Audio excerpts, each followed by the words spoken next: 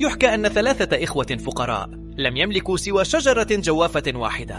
كل يوم يبقى أحدهم لحراستها بينما يذهب الآخران للعمل. ذات يوم جاءهم ملاك متنكرا في هيئة شحاذ وطلب من كل أخ ثمرة جوافة. كل واحد منهم أعطاه حصته فقط، محافظا على حقوق إخوته الغائبين.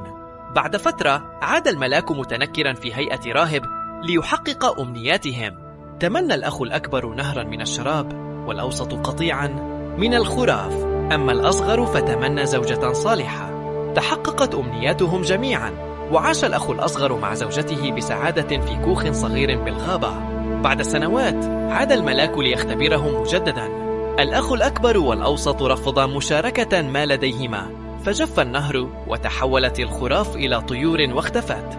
أما الأخ الأصغر وزوجته فرغم فقرهم استقبلا الضيف بكرم وسخاء، فكافأهم الملاك وحول كوخهم الصغير إلى قصر عظيم.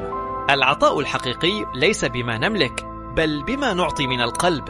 أتمنى لكم أسبوعا مليئا بالبركة والعطاء.